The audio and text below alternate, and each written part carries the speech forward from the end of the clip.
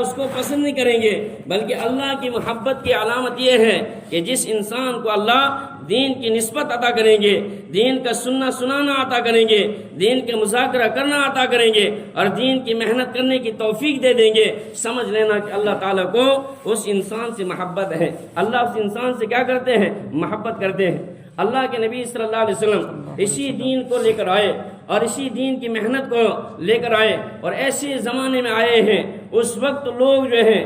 اس قسم کے لوگ تھے کہ وہ پسند کرتے تھے کہ ہم خانہ کعبہ کا طواف جو ہے وہ ننگا ہو کر کریں گے۔ ایسی جہالت تھی، ایسا فساد تھا، ایسے فتنے تھے، ایسی خطرناک قوم تھی کہ وہ سمجھتے تھے کہ ہم ننگے ہو کر خانہ کعبہ کا طواف کریں گے، اس لیے کہ یہ کپڑے پہن کر جو ہے ہم گناہ کرتے ہیں، ہمیں اچھا نہیں لگتا ہے یہی کپڑے پہن کر جو ہم خانہ کعبہ کا طواف کریں گے، بلکہ ننگے ہو کر خانہ کعبہ کا طواف کرنا پسند کرتے تھے۔ ایسی قوم میں اللہ کے نبی صلی اللہ علیہ وسلم اس دین کو لے کر آئے ہیں۔ اتنا ہی نہیں بلکہ ان لوگوں کے بارے میں یہ بھی آیا کہ وہ آپس میں جب لڑتے تھے اور پھر دوسروں کو وصیت کرتے، اپنے بچوں کو وصیت کرتے مرنے کے وقت کہ ہماری جنگ جو ہے وہ فلاں قبیلے سے ہے، یہ جنگ ہمیشہ جاری رہنی چاہیے، اے میرے بیٹے میں تجھے وصیت کرتا ہوں، تبھی تو میرا حقیقی بیٹا ہے، اگر تو ان کے ساتھ جنگ جاری رکھے گا تو یہ وہ لوگ جو ہے وہ اس جنگ کو جاری رکھتے تھے کہ میرے ابا کی وصیت ہے، میرے باپ نے مجھے وصیت کی ہے، میں نے اس جنگ کو جاری رکھنا ہے۔ بلکہ کتابوں کے اندر عجیب عجیب باتیں آئی ہیں۔ ایک بات یہ آئی کہ وہ لوگ اگر کہیں راستے میں خون پڑا ہوا دیکھتے تھے اس خون کو چاٹ لیتے تھے، یہ ہمارا دشمن کا خون ہوگا، یہ خون جو ہمیں نظر آیا لگتا ہے یہ ہمارے دشمن کا خون ہوگا، اس کو چاٹ لیتے تھے۔ ایسے لوگوں کے درمیان میرے اور آپ کے آقا حضرت نبی کریم صلی اللہ علیہ وسلم اس دین کی محنت کو لے کر آئے۔ پھر ان لوگوں کے اوپر جب دین کی محنت ہوئی پھر ایسے لوگ تیار ہوئے، ایسی فکریں ان کو آ گئی میرے بھائی بزرگ دوستو، تو آج ہم حیران ہیں، ہم ان کے نقش قدم پر چلنے کے لیے مجبور ہیں۔ آج ہم سیرت صحابہ کو کیا کرتے ہیں؟ بیان کرتے ہیں۔ وہی لوگ بعد میں حضرات صحابہ کرام رضوان اللہ تعالی علیہ اجمعین کے نام سے آج پکارے جاتے ہیں، جن کے بارے میں اللہ نے قرآن کریم کے اندر فرمایا کہ اولئک هم المفلحون، وہ لوگ کامیاب ہیں، اور رضی اللہ عنہم ورضوا عنہ، اللہ تعالیٰ نے ان کو اپنی خوشنودی کا پروانہ دیا، وہ صحابہ بن گئے۔ اور وہ صحابہ میرے بھائیو بزرگ دوستو جب دین زندگی کے اندر آیا وہ اتنے متفکر رہتے تھے، جب ایمان زندگی کے اندر آیا تو ایمان کے بارے میں بڑے متفکر رہتے تھے، وہ دین کے بارے میں بڑے متفکر رہتے تھے۔ کتابوں کے اندر تذکرہ آیا ایک صحابی ایک مرتبہ بہت زیادہ رونے لگے، حد سے زیادہ رونے لگے، حد سے زیادہ۔ لوگوں نے پوچھا صحابہ نے آ کر کہ آپ کیوں رو رہے ہیں، کس چیز نے آپ کو رلایا، کون سی بات آپ کو رلا رہی ہے؟ ایسے فکر مند ہو گئے تھے، ایسے متفکر تھے ایمان کے بارے میں۔ تو صحابہ نے پوچھا آپ کیوں روتے ہو؟ انہوں نے آپ سے کوئی غلطی ہو گئی ہے، آپ سے کوئی قصور ہو گیا،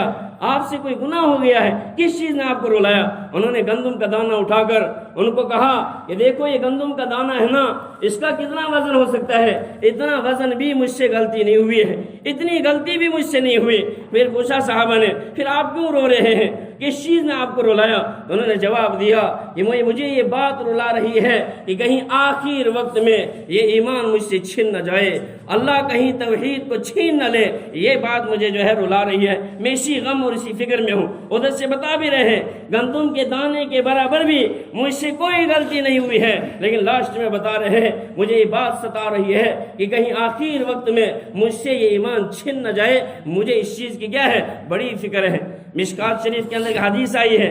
اس حدیث کے اندر لکھا ہے اللہ کے نبی صلی اللہ علیہ وسلم فرماتے ہیں کہ کچھ لوگ ایسے ہوں گے کہ وہ کفری کے حالت کے اندر زندگی گزاریں گے، نافرمانی کے حالت کے اندر زندگی گزاریں گے، آخری وقت آئے گا ان کی تقدیر جو ہے غالب آ جائے گی، وہ کلمہ پڑھ کر اس دنیا سے جائیں گے۔ اور کچھ لوگ ایسے ہوں گے کہ وہ فرما برداری کی زندگی گزاریں گے، ایمان کے اوپر زندگی گزاریں گے، لیکن لاسٹ میں تقدیر غالب آ جائے گی، وہ کفر کی حالت میں دنیا سے جائیں گے۔ اللہ جو ہے میرے اور آپ کے محتاج نہیں ہے، میرے اور آپ کے ایمان کے محتاج نہیں ہے، ہماری ان چلوں کے محتاج نہیں ہے، 4 مہینے لگانے کے محتاج نہیں ہے، بلکہ یہ بھی آیا حدیث کے اندر کہ آخری وقت ہوگا اس زمانے کے بارے میں، آخری وقت ہوگا کہ ایک آدمی صبح ایمان والا اور شام کو کافر ہو جائے گا، اگر وہ شام کو کافر ہے صبح وہ ایمان والا ہو جائے گا، اس طرح کے حالات ہیں۔ تو میرے بھائیو بزرگو دوستو، اس وقت جو ہے ہم لوگ اس محنت کے ساتھ لگے ہوئے ہیں، ہم محنت کر رہے ہیں، ہم نمازیں بھی پڑھ رہے ہیں، ہم گشت بھی کرتے ہیں، ہم چلے بھی لگاتے ہیں، ہم 4 مہینے بھی لگاتے ہیں، لیکن اللہ میرے اور آپ کے محتاج نہیں ہے، اللہ کا دین جو ہے وہ میرے اور آپ کا محتاج نہیں ہے۔ حضرت شیخ الہند رحمۃ اللہ علیہ کے بارے میں بڑی عجیب بات آئی، جب مالٹا جیل کے اندر ان کو بند کیا گیا، ان کے شاگرد بھی کچھ ساتھ تھے، ایک شاگرد تھا ان کا نام تھا عزیر گل، اور جب انگریز نے یہ فیصلہ دیا کہ آپ ان کو جیل کے اندر رہنے دو اور جیل کے اندر ان کی وفات ہو جائے گی، ان کو اتنی تکلیفیں دے دو، ان کو اتنی اذیت پہنچاؤ، ان کو اتنی مصیبت ان کے اوپر ڈھاؤ کہ ان کا جنازہ یہیں سے نکلنا چاہے۔ حضرت شیخ الہند رحمۃ اللہ علیہ بہت رونے لگے، حد سے زیادہ رونے لگے، شاگرد جو ہے بڑے پریشان ہو گئے کہ حضرت اتنا روتے کیوں ہیں، کیا بات ہے؟ اب وہ شاگرد جو ہے حضرت سے کچھ کہہ بھی نہیں پا رہے ہیں، ہم کہتے پوچھتے کہ آپ کیوں روتے ہیں، لیکن ہمت ہی نہیں ہے کہ ہم حضرت سے کیسے پوچھیں، ہم حضرت کو کیسے۔ پھر شاگردوں نے آپس میں مشورہ کیا کہ حضرت کو یہ بتا دیا جائے ہم تو اللہ کے راستے میں ہیں، ادھر جیل میں پڑے ہیں، اللہ کے راستے میں ہیں، اللہ کے نام سے ہیں، اللہ کے راستے میں، اگر ہم یہاں پر مر بھی جائیں گے تو شہید ہو جائیں گے، ہاں اللہ کے راستے میں ہیں، اگر مر گئے تو شہید ہو جائیں گے، اس طرح کی بات استاد کو بتاؤ۔ یہ عزیر گل نے ہمت کی اور ایک مرتبہ حضرت سے کہہ رہے ہیں کہ حضرت آپ رو رہے ہیں، ہمیں برداشت نہیں ہو رہا ہے، ہم اللہ کے راستے میں ہیں، اگر جب مر جائیں گے تو شہید ہو جائیں گے، آپ کا کیا خیال ہے؟ حضرت کو غصہ آ گیا، آنکھیں گھر گھر کر عزیر گل کی طرف دیکھنے لگے اور کہنے لگے کہ ہاں مجھے پتا ہے، لیکن عزیر گل تجھے پتا بھی ہے کہ ایک انسان ساری تکلیفیں میں یہ ایک چیز مجھے رلا رہی ہے، وہ چیز یہ ہے کہ سارا کچھ کر کے ہم تکلیفیں بھی اٹھائیں گے اللہ کے راستے میں، مصیبتیں بھی اللہ کے راستے میں اٹھائیں گے، حالات بھی ہمیں اللہ کے راستے میں آئے ہیں، کہیں آخر میں ایسا نہ ہو کہ ہم اللہ کے راستے میں شہید بھی ہو گئے اور اللہ اس کو قبول نہ کرے اپنے دربار میں، بتاؤ ہم کیا کریں گے؟ یہ چیز ہمیں رلا رہی ہے۔ تو میرے بھائیو بزرگ دوستو، ہم چلے لگا کر مفتی بھی بن جاتے ہیں، ہم چلے لگا کر اپنے آپ کو پتہ نہیں کیا سمجھتے ہیں، 4 مہینے لگا کر 4 مہینے کا ٹائٹل لگ جاتا ہے، چلے کا ٹائٹل لگ گیا، شہروزہ کا ٹائٹل لگ گیا، گشت کرنے کا ٹائٹل لگ گیا، کہیں ہم یہ نہ سمجھیں کہ ہم پتہ نہیں کیا بنے۔ میرے بھائیو، ہم 4 مہینے گئے یا چلے کے اندر گئے، اپنے علاقوں کے اندر ہم نے وقت لگایا، ہاں، اور اپنے علاقوں کے اندر جو وقت آج سردی کے موسم میں لگاتا ہے، کتنی محنتیں، کتنی تکلیفیں، کتنی پریشانیاں، اس برف کے موسم میں کتنی پریشانیاں آدمی اٹھاتا ہے، یہ ساری پریشانیاں اٹھانے کے بعد مالی بھی ہم نے قربانی دی ہے، جانی بھی ہم نے قربانی دی، وقت کی بھی قربانی دی ہے، آخر اگر اللہ اپنے دربار میں اس کو قبول نہیں کریں گے، بتاؤ کہاں جائیں گے؟ اگر اللہ نے قبول نہ کیا ہماری نماز پڑھنا، اگر اللہ قبول نہ کرے بتاؤ ہم کیا کریں گے؟ اگر ہمارے شہ روزہ اللہ قبول نہ کرے بتاؤ ہم کیا کریں گے؟ اس لیے میرے بھائیو بزرگ دوستو، بڑے متفکر رہنے کی ضرورت ہے، فکر مند رہنے کی ضرورت ہے کہ اللہ اگر ہم نے چلا لگایا اس کو اپنی بارگاہ میں قبول فرما، اے اللہ ہمارے 4 مہینے اگر لگے اس کو اپنی بارگاہ میں قبول فرما، اصل قبول کروانا ہے، چلا لگانا کمال نہیں، اس کو اللہ کے یہاں قبول بھی کروانا ہے، 4 مہینے لگانا کمال نہیں، اس کو اللہ کے یہاں قبول بھی کروانا ہے۔ اور پھر واپس میں آنے کے بعد حضرت حسن بصری رحمۃ اللہ علیہ نے ایک بات لکھی ہے حجاج کرام کے تعلق سے، انہوں نے یہ بات لکھی کہ اس حاجی کے حج کے قبول ہونے کی علامات، اس میں سے ایک علامت یہ لکھی ہے کہ حاجی جب حج کے بعد جاتا ہے اور حج سے جب واپس آتا ہے، واپس آنے کے بعد اگر اس کی فکر آخرت کی طرف راغب ہو گئی ہے اور دنیا سے اس کی فکریں کٹ گئی ہیں، یہ دنیا کی محبت دل سے نکل گئی ہے، سمجھ لو کہ اس کا حج کیا ہو گیا؟ قبول ہو گیا۔ میں تو یہ کہتا ہوں کہ 4 مہینے لگانے کے بعد اور ہمارے چلا لگانے کے بعد، ہمارا شہروزہ رضان لگانے کے بعد اگر پھر ہم آ کر انہی دھندوں کے اندر لگ جائیں گے، وہی کرنے لگ جائیں گے جو پہلے کرتے تھے، بتاؤ پھر وہ کہاں سے قبول ہوا ہے؟ اس لیے ہمارے چلے کے اور 4 مہینے کے قبول ہونے کی علامت ہی یہی ہے کہ آنے کے بعد جو ہے اس کام کے اوپر ہم جمع جمے رہے، آنے کے بعد جو ہے یہ دنیا کی فکریں تفکرات جو ہے یہ غم ہے یہ سارے دل سے نکل جائیں، آخرت کی طرف ہم راغب ہو جائیں، آخرت کی طرف ہماری فکریں ہو جائیں، جو ہے یہ علامت بن جائے گی اس چیز کی۔ اس لیے میرے بھائیوں متفکر رہنے کی ضرورت۔ کچھ مہینے پہلے حضرت مولانا رحمۃ اللہ صاحب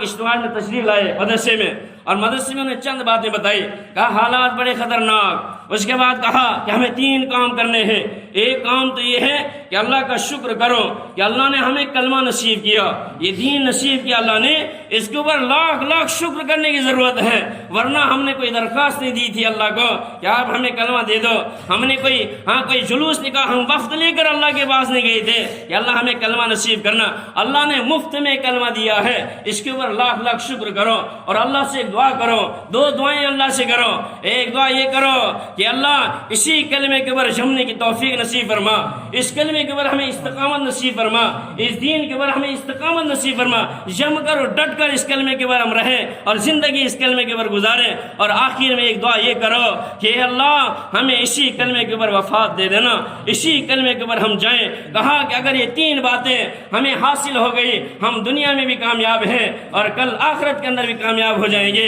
کل آخرت میں بھی کامیاب، چاہے ہم کسی بھی حال میں جائیں، کسی بھی حال میں جائیں، ہمارے ساتھ کچھ بھی حالات آ جائیں، لیکن اگر یہ 3 باتیں ہمیں حاصل ہیں، ہم دنیا میں بھی کامیاب ہیں، ہم آخرت میں بھی کامیاب ہیں۔ اگر یہ چیزیں ہمیں حاصل نہیں، پھر بڑا مشکل مسئلہ ہے، بڑا مشکل مسئلہ ہے، بڑا مشکل مسئلہ ہے۔ اس لیے میرے بھائیوں یہ دین جو ہے اللہ نے جو دیا ہے،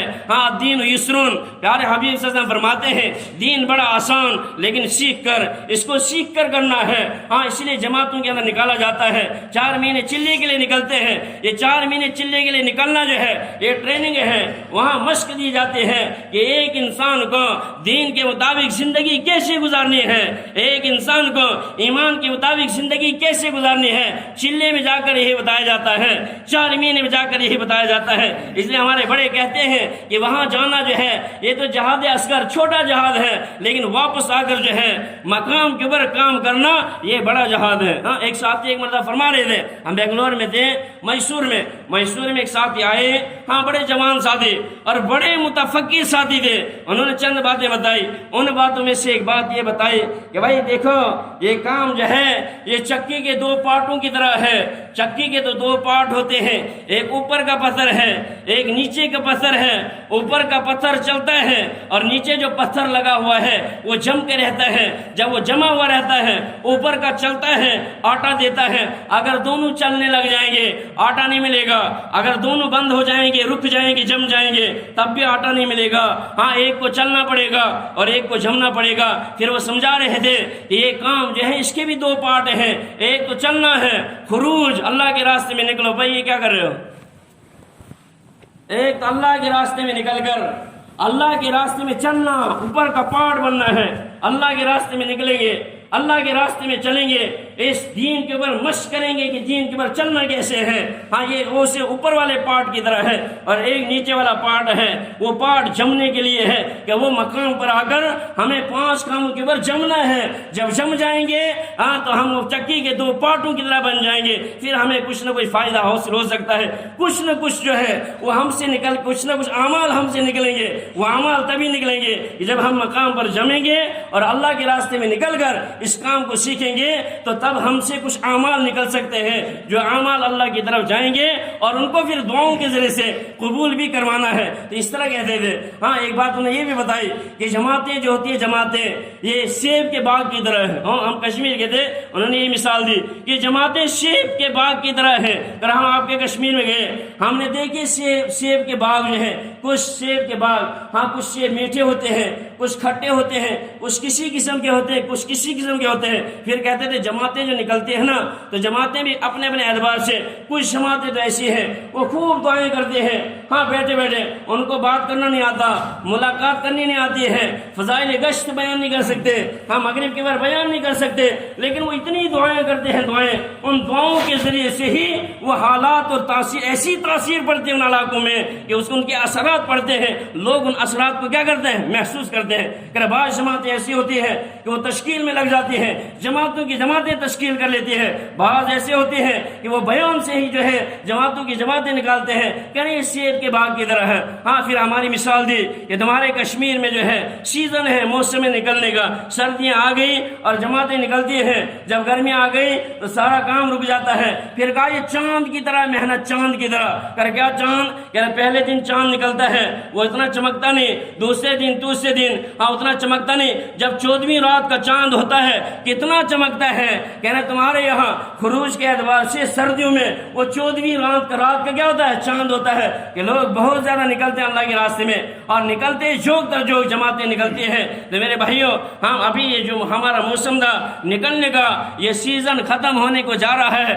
اب ہم واپس آئے ہیں، تو واپس آنے کے بعد جو ہے اپنے اپنے مقام پر ہم جم جائیں گے اور فکر مند رہیں گے اور فکروں کے ساتھ اس کام کو کریں گے۔ ہمارے بڑے فرماتے ہیں کہ بے فکری جو ہے وہ دائی کے لیے موت ہے، بے فکری دائی کے لیے موت ہے، اور فکر مندی جو ہے یہ دائی کے لیے پیٹرول کے مانند ہے۔ جیسے گاڑی میں پیٹرول ڈالتے ہیں اور گاڑی بھاگتی ہے، جتنا بھی بھگاؤ چلاؤ اس کو، وہ چلتی ہے، اور اگر یہ فکر نہیں ہوگی دائی میں وہ آگے اس کو چلا نہیں سکتی ہے۔ اس لیے فکروں کے ساتھ جو ہے اس کام کو ہم سب جو ہے کرنے والے بن جائیں گے، کریں گے نا فکروں کے ساتھ انشاءاللہ۔ اب اپنے